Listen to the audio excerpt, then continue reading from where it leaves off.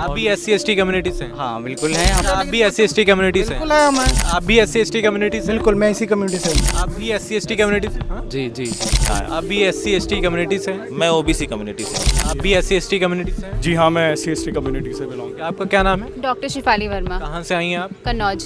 कन्नौज से जी। आई हैं। आप भी SC ST कम्युनिटी? जी जी जी। क्या मांगे आप लोगों की? आ, जैसे आप भी SC ST कम्युनिटी से हैं?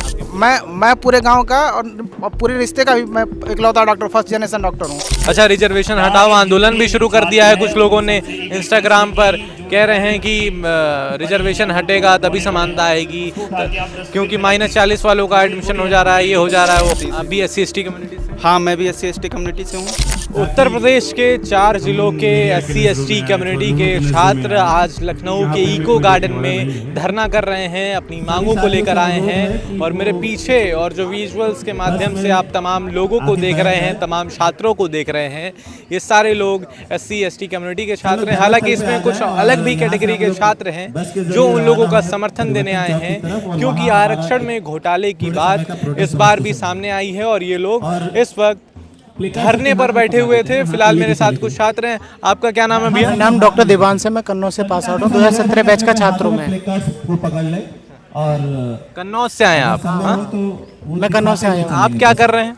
मैं MBBS पास आउट कर चुका हूँ। अच्छा, MBBS कर चुके हैं। हाँ जी।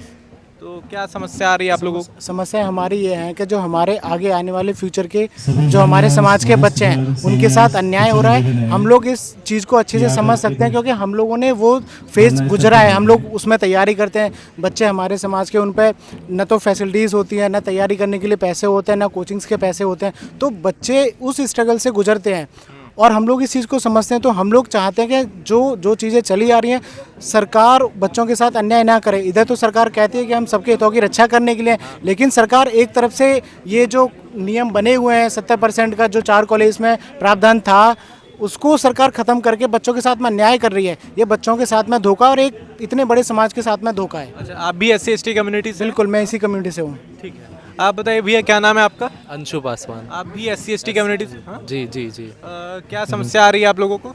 समस्या यही है कि जो SCP फंड से हमारे 4 कॉलेज जो चल रहे हैं, कन्नौज, सहारनपुर, अंबेडकर नगर और जालौन, इसमें हमारे कम्युनिटी के लिए ही SCP फंड बनाया गया था, जिससे सारे पैसे जो हैं हमारे टीचर्स के, हमारे जो बच्चे थे उनके सारी उसी कम्युनिटी से फंड से पैसे आते थे।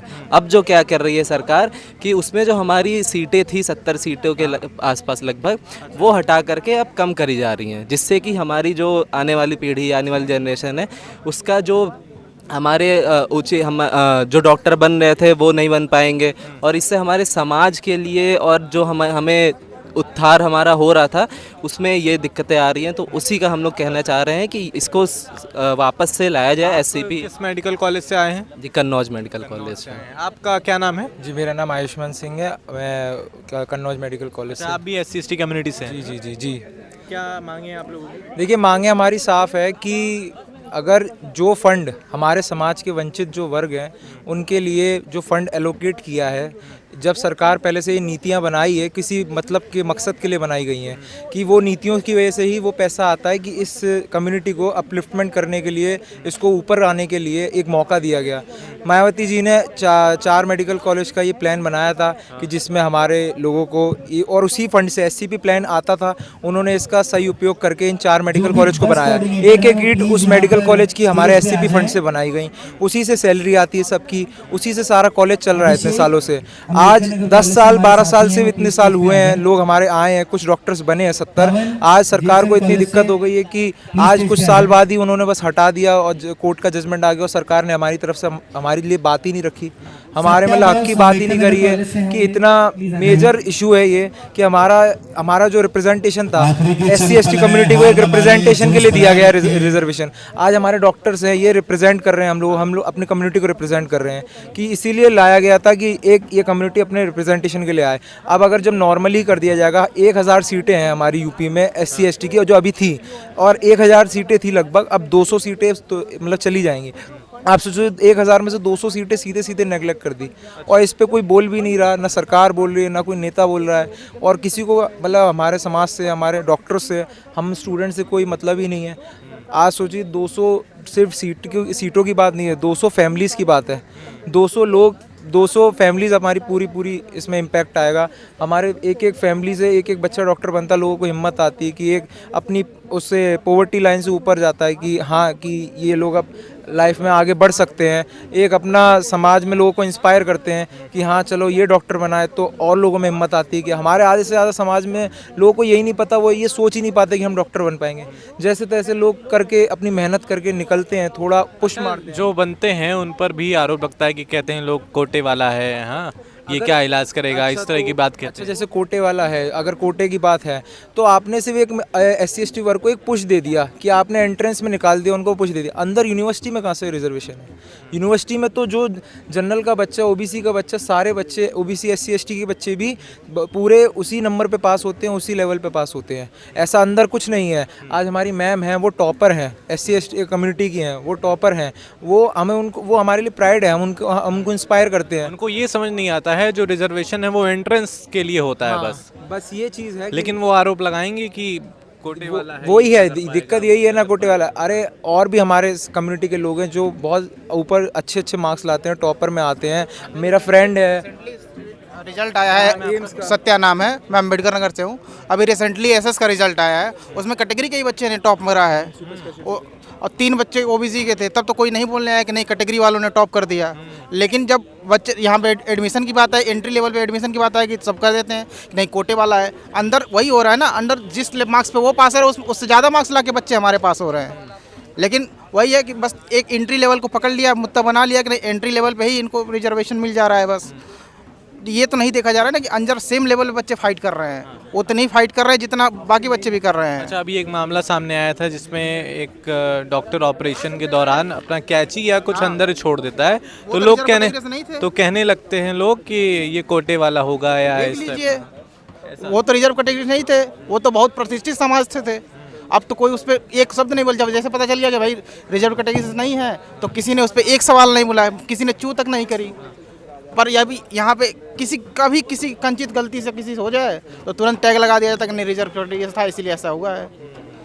तो बस हम यहाँ अभी फ़िलहाल ये चाहते हैं कि हमारे ये मुद्दा है कि ये जो हमारा स्पेशल कंपोनेंट कॉलेज है इसके लिए एक्ट बना दिया जाए, ताकि आगे आने वाले हमारे जितने भी सक्सेसर होंगे, भाई बहन होंगे, हमारे जितने समाज के लोग होंगे, जितने बच्चे आएंगे, उनके लिए एक सुरक्षित माहौल रहेगा ताकि वो डॉक्टर बन पाए। क्योंकि यहाँ पे देखा जाए तो हमारी कितनी नुकसान है, 168 बच्चों का फ्यूचर नुकसान है। और 61 मैं खुद अपनी फैमिली का ही नहीं, सिर्फ मैं अपने पूरे गाँव का इकलौता डॉक्टर हूँ। अब तक मेरे पूरे गाँव में कोई पढ़ा लिखा नहीं है। मैं पूरे गांव का और पूरे रिश्ते का भी मैं इकलौता डॉक्टर, फर्स्ट जनरेशन डॉक्टर हूं। मुझे कहां से बल मिला? मुझे इस SCP के रहने की वजह से मैं अपने कॉलेज में एडमिशन मिला। बिल्कुल नीट क्लियर करके आए हम लोग भी। आप ये देखिए कि नीट में हमारा रिप्रेजेंटेशन ही क्या है। आप ये सोचिए कि 25 लाख 24 लाख बच्चा, आप डेटा की मैं बात करूं तो 25 या 24 लाख बच्चे बैठते हैं, उसमें से आप पता है 12 लाख बच्चे सिर्फ जनरल कैटेगरी के फाइल करते हैं। 12 लाख मतलब 24-25 लाख में से जो रिप्रेजेंटेशन बता रहा हूँ मैं हमारी कम्युनिटी का, 12 से 13 लाख बच्चे सिर्फ जनरल कैटेगरी के एप्लीकेशन फाइल करते हैं, और उसके बाद 5 से 6 लाख OBC के फाइल करते हैं, और बच्चा 2 से 2.5 लाख SC का बच्चा आता है पेपर देने जो सिर्फ एप्लीकेशन रजिस्टर करते हैं, और मात्र 80-90 हज़ार ST का बच्चा आता है। आप सोचिए 35,000 सीटें हैं सरकारी पूरे इंडिया में, 35 से 40 हज़ार सीटें हैं। आप सोचिए 25 लाख में से 12-13 लाख तो सिर्फ जनरल के बच्चे ही वो फाइल कर रहे हैं, तो हमारा रिप्रेजेंटेशन कहाँ है? हम इसलिए ये सीट रिजर्वेशन होता है, इसलिए हम लोग आ पाते हैं, आगे बढ़ पाते हैं। आप सोचिए अगर रिजर्वेशन खत्म हो जाएगा तो हमें तो मौका ही नहीं मिलेगा बिल्कुल भी। अगर ऐसे ही हटा दिए जाएंगे हमारे जो कॉलेज थे, हम जिन्हें करने की तो बात कही जा रही है कि आरक्षण खत्म हो जाए तभी समानता आएगी, इस तरह की बात तो चल रही है पूरे देश में। अच्छा, रिजर्वेशन हटाओ आंदोलन भी शुरू कर दिया है कुछ लोगों ने इंस्टाग्राम पर, कह रहे हैं कि रिजर्वेशन हटेगा तभी समानता आएगी, क्योंकि -40 वालों का एडमिशन हो जा रहा है, ये हो जा रहा है, वो हो जा रहा है। -40 का सच ये है कि -40 पे किसको, अगर ये SC/ST को टैग कर रहे हैं तो SC/ST में किसी को फाइनेंशियली इतना स्ट्रांग है ही नहीं। ये प्राइवेट कॉलेजेस के लिए काम किया गया था, कोई इतना फाइनेंशियली स्ट्रांग है ही नहीं कि 1.5-2 करोड़ हमारे कम्युनिटी से कोई बियर कर सके। तो सारी सीटें अल्टीमेटली जाती कहाँ है? जनरल कैटेगरी के बच्चों को चली जाती हैं, एडमिशन उनका होता है। तो -40 पे हमारा एडमिशन कहाँ हुआ? हमें तो बस टैग कर दिया गया कि नहीं -40 पे आपका एडमिशन हो रहा है, बाकी ओरिजिनल एडमिशन तो जनरल आप भी SC/ST कम्युनिटी से बिल्कुल है। हमें बिल्कुल SC/ST कैटेगरी से है हम, पर हमने तो नहीं देखा कि -40 हमारे बैच में या फिर हमारे यहाँ पे सुपर स्पेशल में किसी का एडमिशन हुआ है। आपका क्या नाम है? मेरा नाम अंशु है। आप भी SC/ST कम्युनिटी से हैं? हाँ बिल्कुल हैं। हम अपने मुद्दे को उठाने आए हैं क्योंकि बहुत ज़रूरी है कि यार मतलब फर्स्ट एड हम लोगों का छीना जा रहा है, क्योंकि अगर सरकार जब दे नहीं रही है तो उसे छीनने का कोई हक नहीं बनता जो पहले से दिया गया हो।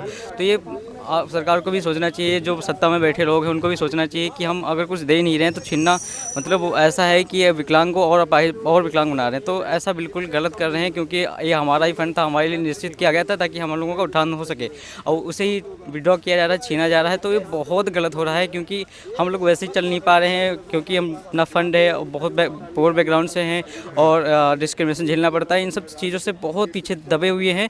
तो अगर ये फैक्टर बनता है कि हम फंड की वजह से थोड़ा बहुत उत्थान कर पा रहे हैं, तो उसे अगर विड्रॉ कर लिया जाएगा तो हम लोग जो बात करते हो कि सभी भाई भाई हैं, तो हम कैसे भाई हो पाएंगे? एक भाई बहुत पीछे है और एक भाई बहुत आगे है, फिर कह रो साथ में दौड़ो, ऐसा हो ही नहीं सकता, दौड़ ही नहीं सकते। तो उसके लिए हमें थोड़ा मतलब वो दिया जा रहा था फंड, ताकि हम लोग थोड़ा कंपटीशन कर सके, थोड़ा आगे आ सकें, पर वो छीना जा रहा है। तो बिल्कुल ये गलत हो रहा है। हम लोग अब मतलब ऐसा बहुत गलत कर रही है। आपका क्या नाम है भैया? मेरा नाम अंकित गुप्ता है। कहाँ से आए हैं? मैं बाबा साहेब भीमराव अम्बेडकर यूनिवर्सिटी से क्या आया कर रहे हैं हूँ। आप? मैं PhD कर रहा हूँ फार्मास्यूटिकल साइंसेज में, और मैं यहाँ जो मेडिकल के स्टूडेंट्स यहाँ धरनारत हैं उनके समर्थन में, उनकी सॉलिडारिटी में आया। आप भी SC/ST कम्युनिटी से हैं? मैं OBC कम्युनिटी से हूँ जी।